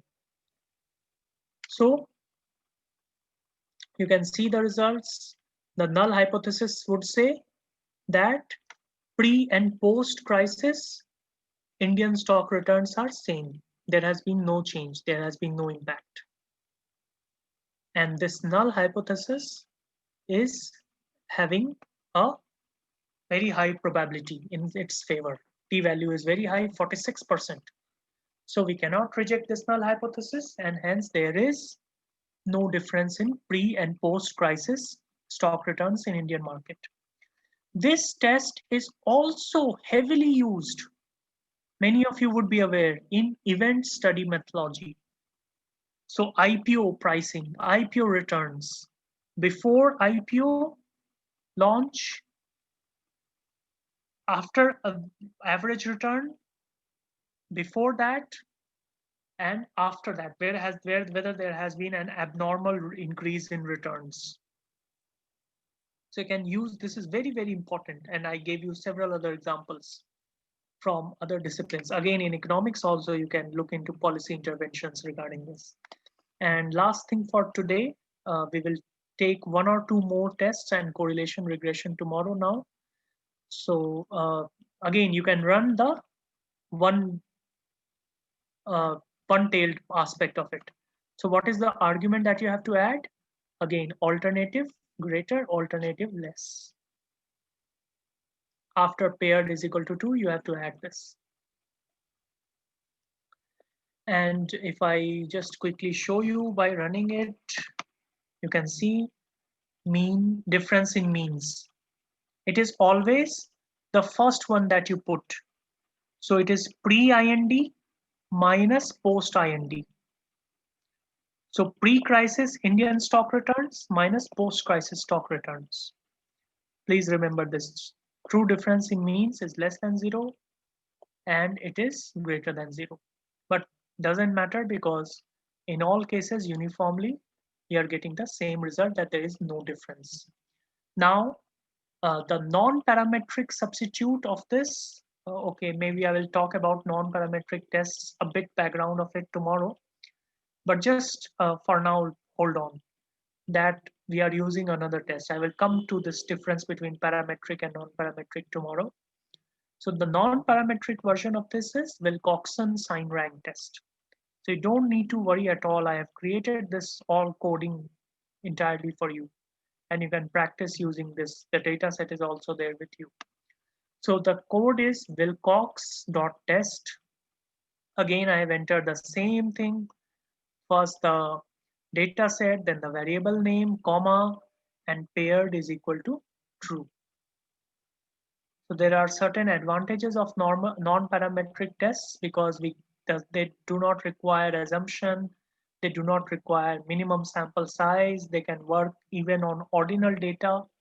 So we can, use that also sometimes. So again, you can see the results are very similar to the original one. The original two-tailed test, one-tailed test, all of them are giving the same result, that the null hypothesis cannot be rejected. So tomorrow, early tomorrow, we will first take up independent sample and one-way ANOVA and their non-parametric versions, Mann-Whitney test and Kruskal-Wallis test. And then we will do correlations, first scatter plot matrix. Then in bivariate correlation, we will run Pearson, Kendall, and Spearman correlations, Pearson correlation coefficient, Kendall's tau, and Spearman's rank correlation, along with their significance and how you can, because in correlation, this one tail aspect is very important because sometimes that there is a negative relation and there is a positive relation. So R is greater than 0 or R is correlation coefficient is less than 0, and then we will also be running regressions. So few things are left over, but we have fortunately one more day. So we will take that up tomorrow.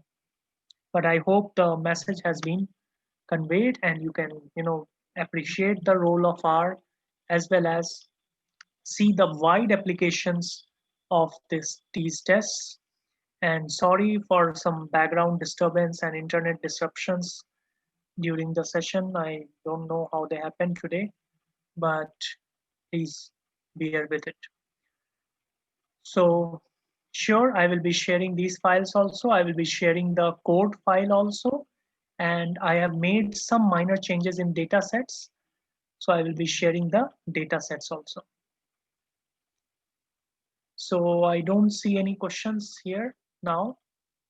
So I think it's time to go.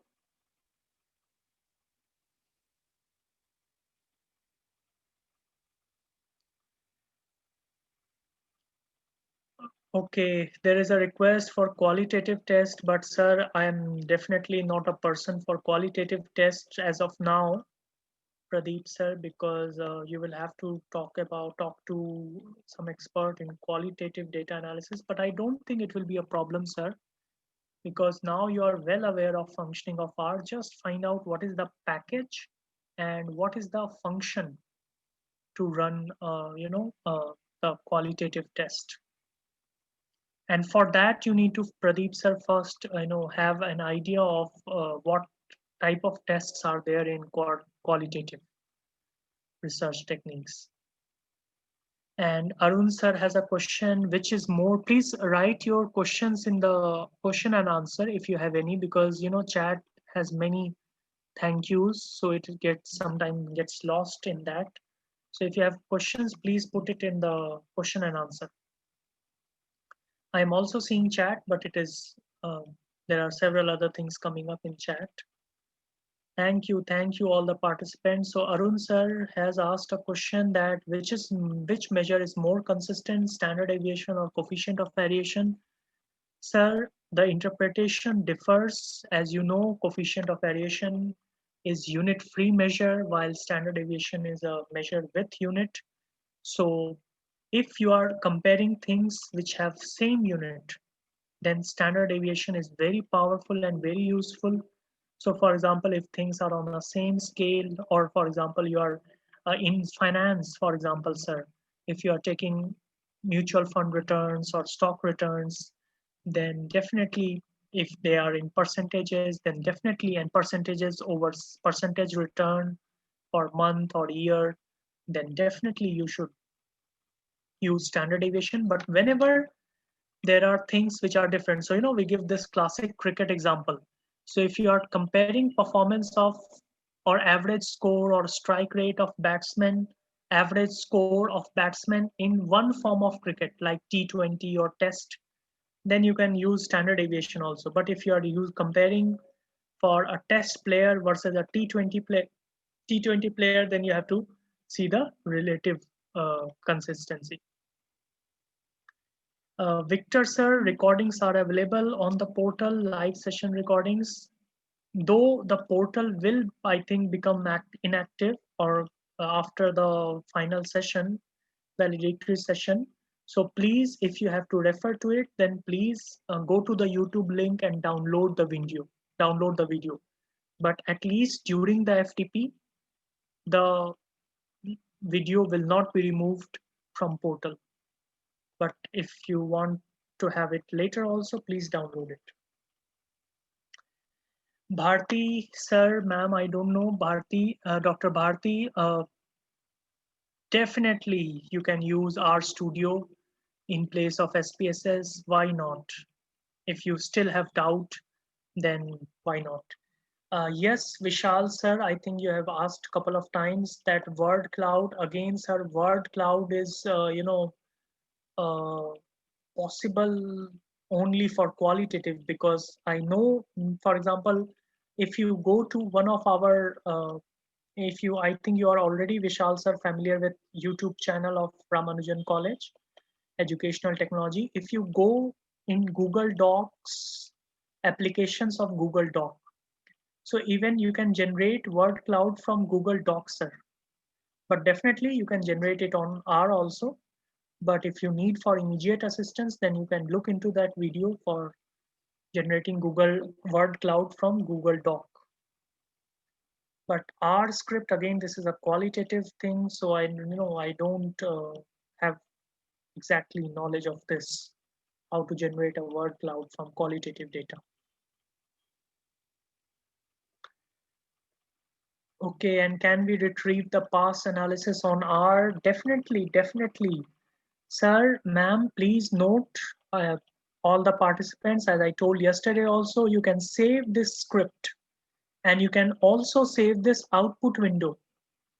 So definitely, why not? You can use these codes ever and over and over again. I already told that you will be able to use these codes thousands of times over several decades. It is just the initial learning curve, which we have already crossed in the past 2 days.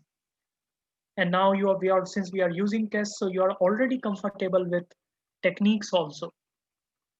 So you can just continue. You just have to change techniques. So you have to find out the package and just the function, and all of it will get. I will tell you tomorrow several sources, because we cannot cover all the techniques. There are infinite techniques of research, but I will tell you how to present analysis done using research in using R in research paper. uh, I don't know, it is an anonymous attendee. So one thing I would advise as part of organizing team, that please use your original name. And the other thing I would say is that please remind me tomorrow for this question. So we will take this up in afterthoughts.